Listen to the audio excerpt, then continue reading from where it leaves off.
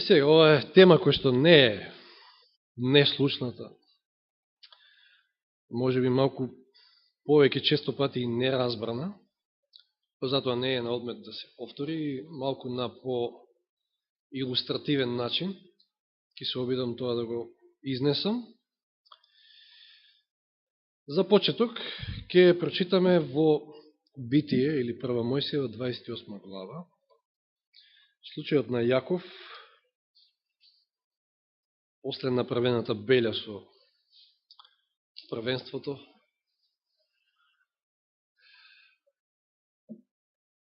Исав сам си го предал првенството, меѓутоа знаете која белја направил Јаков, како да дојде до него, односно да го измами својот татко, нели?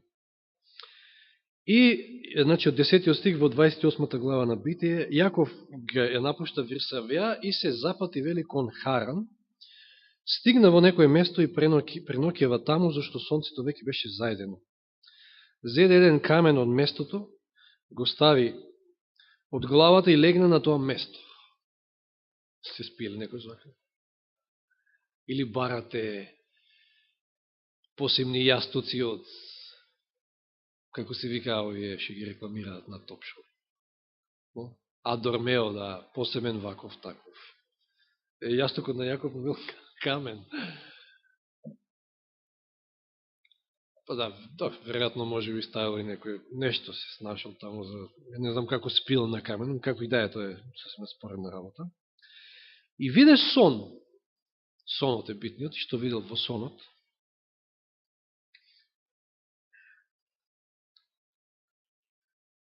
Јас кога би спил со камен под глава, би вишел кошмари доста. Не знам дали би заспал. И тоа, Јован видел сон, и тоа многу значаен сон, кој што има многу што значење во себе. Скала стои на земјата, а со врвот допира до небото, и Божи ангели се искачуваат и слегуваат по неа. Сега веднаш ќе дадеме одговор на тоа што представува оваа скала. Имаме ли негде одговор во Библијата што е оваа скала? Јован прва глава е одговорот. Иако Јован прва глава го проучувавме полани, Јани се уште да се сеќава. Не дека се сеќава од тоа. Ете зашто треба често да се храниме, да имаме гозби дома, не само овде во црква. Тоа што баш пред некој ден го слушам Даг Бачелор пак во една така малку фатив на 3BN. И исто го спомнува она многу добро позната вистина. Значи, еден ден ние ќе немаме Библија со себе. И дори и самиот кажа, кога бил кушан Исус во пустината, тој не е извадил таблет или својот мобилен и чекај да видам сега стикот кај се навеше, па на срч таму, па отишо тоа. Значи, тоа јас го кажувам пред се за самиот себе, затоа што во последно време, за жал тоа ми е мана, многу повеќе седнувам на лаптопот и на програмот, кој што ете, Господ ми даде и сили и можности да не самиот програм да го изработам, но мамете да ги ставам македонските 3 преводи. И ќе седнам и се што ми е треба, да, точно е, ова брзо време и време во кое што посебно, знаете, посебна една привилегија под наводници имаме јас и Јани, знае он каква е таа привилегија под наводници велам, да мора секоја сабота да излегувате на катедра со нова тема. И таа привилегија ја немаат браќата проповедници од Карши таму. Затоа што тие имаат округ, држат 2-3 цркви и во едната истата проповед, во другата истата проповед, во третата истата проповед. И тука нема така. Ти ви издосадиме ако излегуваме со иста проповед. Сакам да кажам, од немање време некојаш, од тоа што мора седнувате на програмот и многу ви е полесно за да дојдете до барани стикови и така натаму. Меѓутоа, она што е битно е, треба да ја сочуваме Божјата реч тука, затоа што утре може да излеземе пред цареви, пред председатели и да дадеме одговор за нашата вера, а Светиот Дух нема да ни цитира он, него нешто што сме веќе читале, да не подсети на вистините, на стиховите, кои што ќе бидат често пати во наша одбрана. Така да многу е битно да човек често често е над Библијата и ја проучава. Значи, еве, сега сме кај прашањето што представува скалата, Јован 1.51. И му рече, Исус му вели на Натанаел, на кој што претходно ќе му каже, ти си вистински израелец, во кого нема измама. Вистина, вистина ви велам, од сега ќе го видите небото отворено и Божите ангели како се искачуваат и слегуваат над човечкиот син. Или може да кажеме по човечкиот син. Еве го сонот на Јаков, ќе видите скала и ангели како се симнуваат и качуваат, ама не спомнува скала Исус, туку самиот вели над човечкиот син. Што е скалата тоа? Човечкиот син. А кој е човечкиот син? Па Исус. Добро е, тоа е, значи. Тоа е, значи. Јазот кој што настанал со падот во грев меѓу небото и земјата, ќе го воспостави повторно, значи, небото, односно земјата ќе поврзе со небото Исус, никој друг. Скалата е Исус. И сега кога сме веќе во Јован, на почетокот од главата, Јован, значи во првата глава сме, значи се излажавте ако мислевте дека го завршивме Јован. Да, Јован го завршивме, вака, хронолошки како што идевме, меѓутоа тоа не значи дека Јован веќе нема да го чепне. Во почетокот беше Словото и Словото беше во Бога и Словото беше Бог. Кој е Словото? Знаеме. Пак Исус. Тоа беше во почетокот во Бога. Се стана преку Него и ништо што стана не стана без Него. Во Него беше животот и животот им беше светлина на луѓето. Ова е, ќе ми дозволите да кажам, врвот на скалата. Оно е, значи, со едниот дел скалата допирала до небото, така. Со другиот дел на земјата. Ова е врвот на скалата. Исус е Бог или не е? Исус е Бог. Самиот стик, самите овие стикови кажуваат. Има и мноштво други. Иако некои се бунат малко, или пак ја доволно може би не ги сваќам. Е Бог, па не знам, па син Бог. Не е Бог, ама син Божи. Не навлегувам во тоа. Да. Значи, врвот на скалата е ова.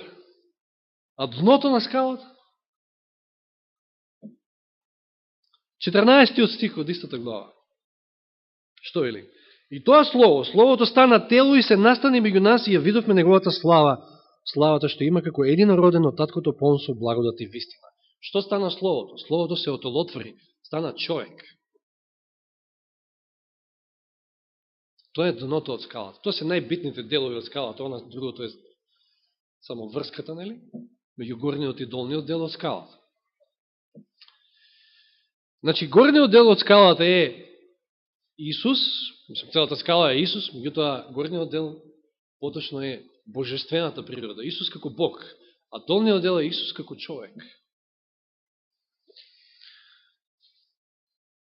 И еве, сега ќе читаме неколку познати стихови. Откровение 22.16.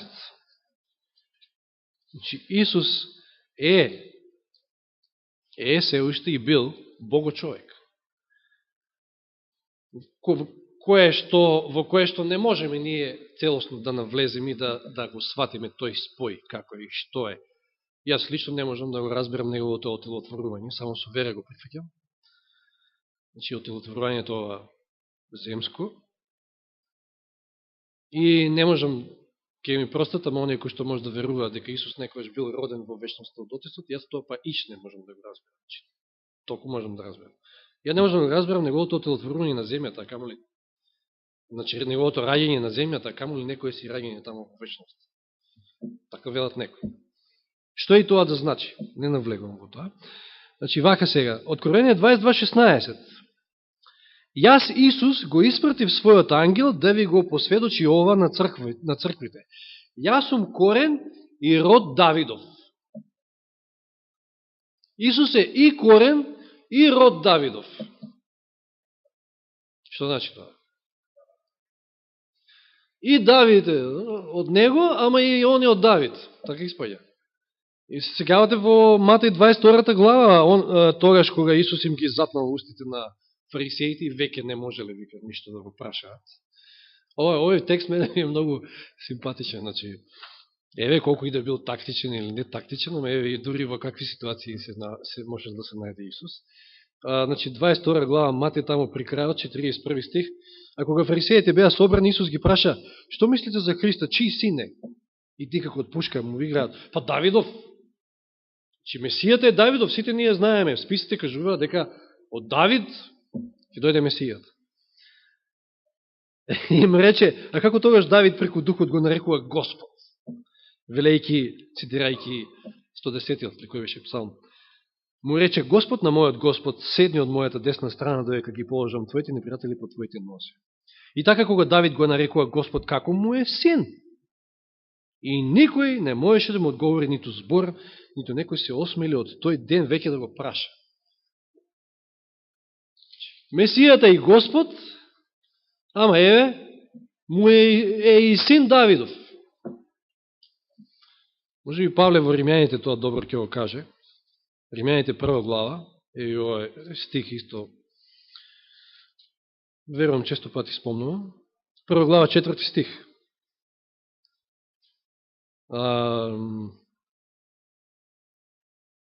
Третиот стих. Кој зборува века за значи светите писма, за кои што зборуваат за неговиот син, по тело роден од Давидовото семе, по духот на осветувањето посведочен за Божи син во сила. Значи, еве, тој е и корен и род Давидов. Или Јован 8.58. Јован 8 глава 58 стих.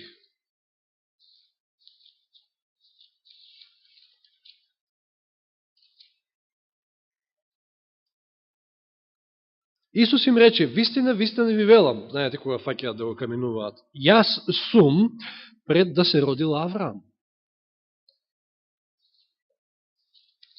А Матеј започнува со зборовите во 1 глава. Книгата на родословот на Исуса Христа, син Давидов и син Авраамов. А овде вели, јас сум пред да се родил Авраам. Бого човек. Бог од вечни времења, меѓутоа се отворил, станал човек. И само така можело да се обезбеди, да се врати таа врска, да се поврзе повторно небото со земјата. И само Исус е квалификуван како посредник. И затоа Павле ќе каже дека еден е посредникот меѓу Бога и луѓето. А луѓето денеска, па мајка Богородица, па знаете, поминаат двата големи празници. 23 август ли беше голема Богородица и сега мала. 28 ли беше, да, и 23 септември, да, така. 23 ли беше или 21? 21. Да, 23 е мојот роден ден.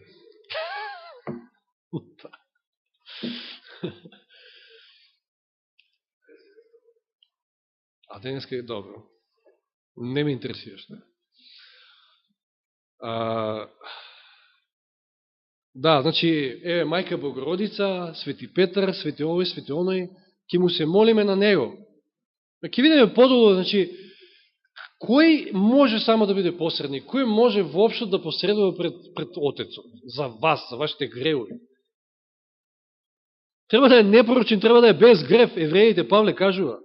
И треба да е Бог. Да, секако. Да.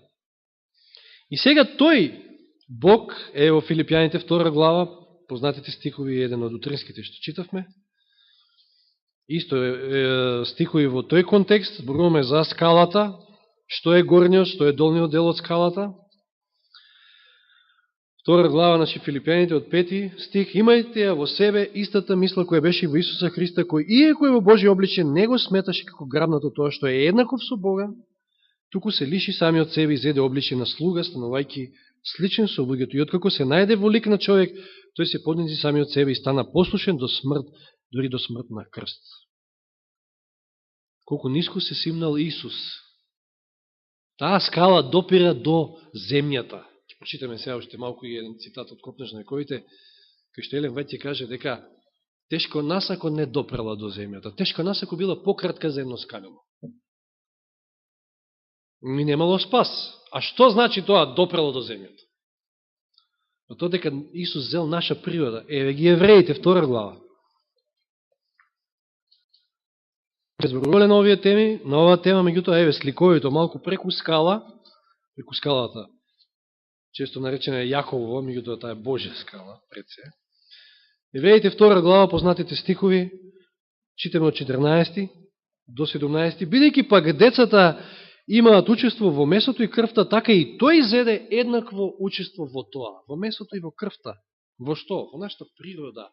Еднакво учество. И со смртта да го уништи оној кој ја имаше власта на смртта, односно ѓаволот, и да ги избави оние кои што заради стравото смртта цел живот беа во робство. Зошто навистина тој, и сега овој превод не е баш најдобар, тој не им даде помош на ангели, туку тој не потекнува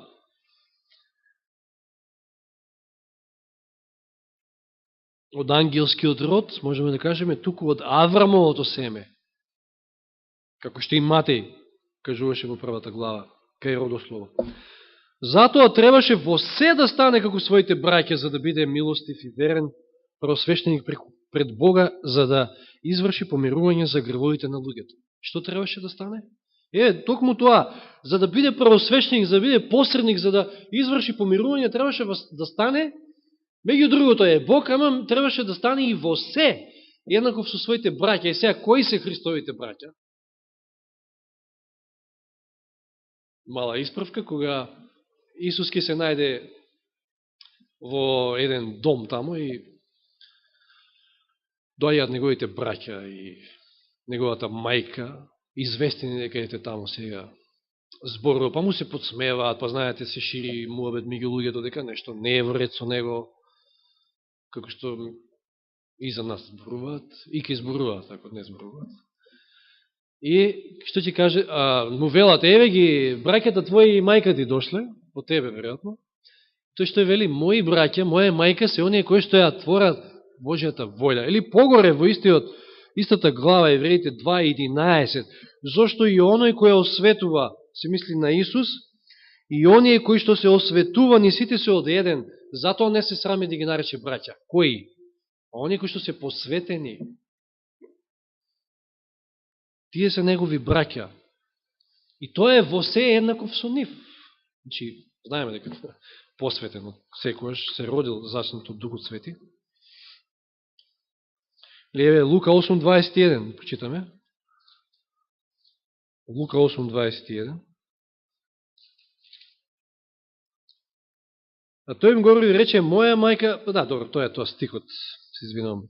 Моја мајка и мои браќа се оние кои што го слушаат Божјето Слово и го исполнуваат. Или творат Божјата волја со други зборови, како што кажав. И еве два цитати од Елен Вајт, и двата се од Копнежот на вековите, и двата многу добро познати. Скалите, ова е директен коментар на скалите што Јаков ги видел во Битие 28 глава, во оној сон. Скалите што ги видел Јаков, чисто долни дел, или долен дел, се подпирал на земјата, а со врвот допирале до небесните капии, до самиот прак на славата, всушност се Христос. Тоа веќе го утврдил. И сега, тој горен дел, тој долен дел, многу го објаснува овде Елен Вајт и фала му на Господа што ги имаме незините списи. Тој ја зел нашата природа, се извинувам, кога тие скали, само со едно скалило, не би успеале да ја допрат земјата, ние би биле загубени. Меѓутоа Исус слегол до нас, таму каде што сме се наоѓале. Тој ја зел нашата природа и победил, за да ние, земајќи ја неговата природа, да можеме да победиме. И што има тука неја? Поставен во облик на грешно тело, Римјаните 8.3, живеел безгрешен живот. Во нашето грешно тело живееше безгрешен живот. Така да и ние можеме, не остави пример дека и ние можеме во една тесна заедница со Него, со Отецот, како и тој со Отецот, можеме да победиме. Че не е тој некој супермен, кој што вели, ајде следиме. Ај следете го супермен да ве видам. Сега, со својата божествена природа, Значи сега со својата божествена природа го држи небесниот престол. Тоа е горниот дел од скалата, што допира до небото. Од скалилата. А со својата човечка природа допира до нас. Тоа е долниот дел од скалата. Тој ни налага со вера во него да ја достигнеме славата на Божиот карактер. Затоа мораме да бидеме совршени како што е совршен небесниот Отец. Следниот цитат, исто во Копнежот. За Божиот син би било речиси бескрено понижување кога би зел човечка природа, дури и тогаш кога Адам во својата невиност живеел во Еден. Значи бескрено понижување би било за Божиот син да зел човечката природа што Адам ја носил пред падот во грев. Значи таа непадната човечка природа, безгрешна. Меѓутоа Исус ја прифатил човечката природа кога човечкиот род веќе 4000 години бил ослабен со гревот, како и секој Адамово дете.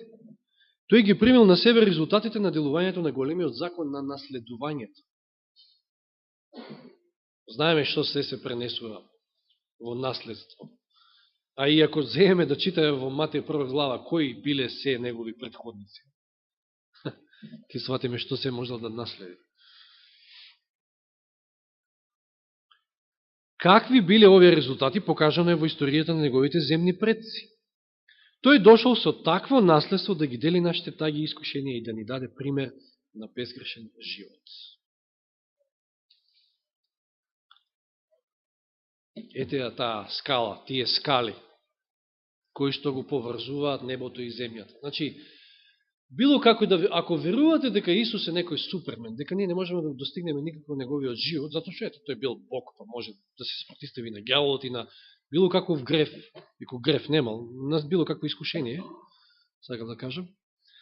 Ние не можеме со него, затоа што ние немаме неговата сила, ние не сме богови. Тоа значи дека вие не верувате дека воопшто е можно спасение, и тоа значи дека Исус не ја воспоставил таа врска, дека јас се уште постои. За едно скалило, за две, пократко, нема поврзаност меѓу нас и небото. Исус не е тој кој што не поврзал. Исус не поврзал токму преку земајки ја таа наша грешна човечка природа. И во таа природа, победувајки и живејќи безгрешен живот. И сега, многу битно е тоа што, знаете, вообичаено, ќе ми текне на оној период во 90-тите години од минатиот век, што вели Јани, кога излегува сите еден овие приватни канали телевизиски, мене можеше човек од мало да ме види често како ја ставам скалата и трчам по кровот на куќата и местам антена, да фатам сител, да фатам А1. Тогаш беа оние популарни, оние као тањери антени турски што ги купувавме, за да фатиме сител А1. Вие може би не сте имали таков проблем, пошто Скопје зрачеше, имаше и на ѓуриште, нели, предавател, ден-денска го има, меѓутоа слабо се фаќаше некако. И сега сите во борба да дојдеме до некој појак сигнал, доста ни е веќе од тие двата канали од комунизмот. Сега не се интересни А1 и сител. И знаете скала како се поставува? Ја стават првин на кровот или првин долу ја стават? Да се потпре. Значи првин долу. За разлика од тие скали, оваа скала од небото се поставува, од небото тргнува па кон земјата. Така е воспоставена врската. Исус се симнал од небото, станал човек. Читавме во Филипјаните. Чи спасението доаѓа од тој правец, од небото па кон земјата. Прво послание до Тимотеј 2.5.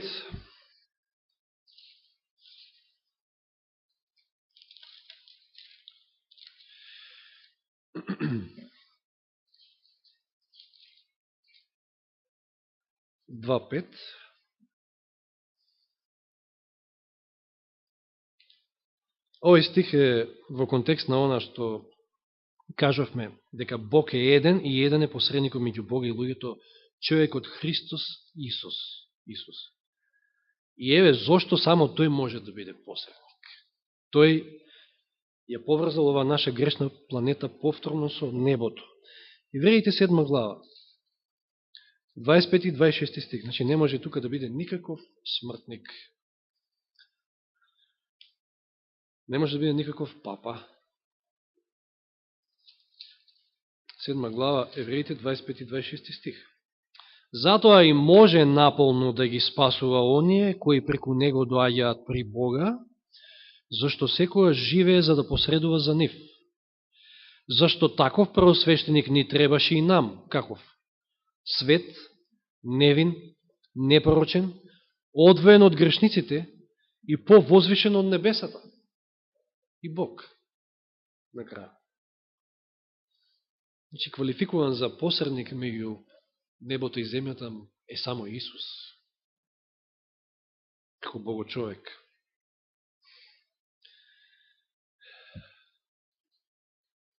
И сега, за разлика од скалите, што Јаков ги видел, има една поинаква илустрација во Стариот Завет, и то повторно во Битие, во 11-тото поглавје на Битие.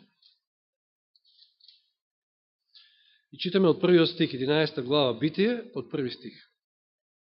Многу добро познат настан. Целата земја имаше еден јазик и исти зборови, ама, кога луѓето се преселија од исток, најдоа рамница во Сенарската земја и се населија таму, и се рекува еден на друг, ајде да направиме плитари и да ги испечеме во оган. Плитарите им беа место камен, а смолата место кал. Тогаш рекува, ајде да си изградиме град и кула со врв до небото. Да си спечалиме име, за да не се распрснеме по целата земја. И знаеме како Господ интервенирал.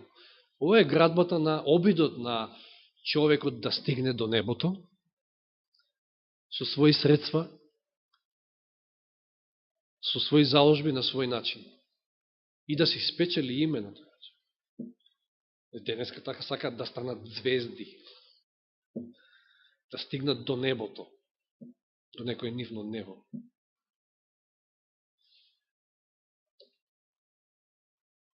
И што гледаме овде? Од земјата кон небото, да го достигнеме небото. Како е спасението? Како рековме, скалата од кај доаѓа? Од небото кон земјата. Исус се симнал од небото до земјата, за да ни помогне сега ние да се искачиме по таа скала и како што денеска ги читавме оние прекрасни зборови и ветување. Да, кога ќе дојде, не земе и да не однесе таму каде што е тој. Спасението е од небото кон земјата, не од земјата кон небото. Човекот не може да се издигне на било каков свој начин. Значи, само може, цела година и повеќе имавме предавање за Торангелската вест и видовме што е вистинското евангелие, кои се лажните евангелија, кои има еден куп, и кој е Вавилон. Дали сваќаме, според овие илустрации, дека ние можеме да седеме во Адвентишка црква, ние можеме да веруваме во Торангелска вест и да ја проповедаме. Меѓутоа, ако ние градиме сами спасение, налик на ова, да си спечалиме некој свое име, градејќи Вавилонска кула, ние сме во Вавилон. Ние сме дел од Вавилон. Спасение со дела не води на небо, води во Вавилон. И онаму кај што ќе заврши Вавилон, и лажениот пророк, и зверовите. Спасението доаѓа од озгора надолу, а не обратно. Не е од нас. Римјаните 3.11. Послание до Римјаните, 3 глава, 11 стих.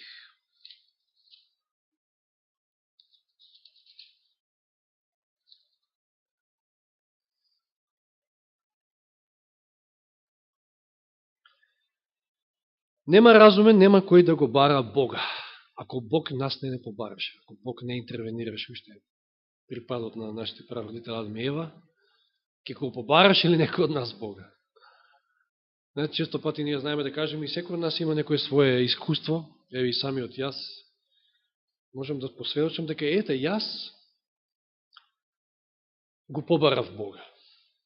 Јас бркнав во таа фиока и го отворив тој новиот завет и а кој ми ја ставил таа желба? Кој ми ја ставил таа мисла? Да јас 100 пати претходно го гледам тој нов завет, а баш тогаш се решам да го отворам. Бог е тој кој што не бара, секој од нас. Бог е тој кој што води битка со темните сили за секој од нас, за нашите ближни. Ајде, фала му на Господа што ние сме веќе тука. Веќе го разбираме Евангелието, го прифаќаме, се надавам. И живееме еден богоугоден живот, меѓутоа што е со оние други?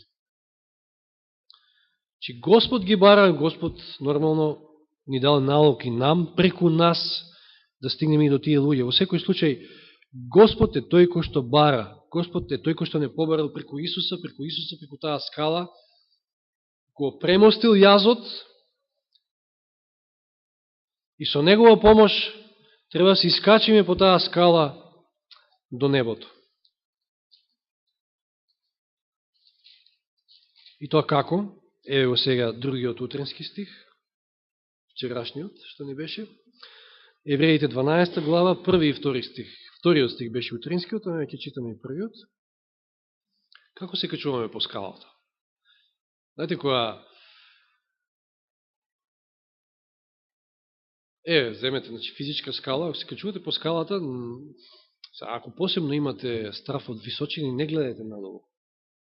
Туку само нагоре и качувате се по скалата, таму кај што ви е одредиштето, дали ви е покриво, дали... да.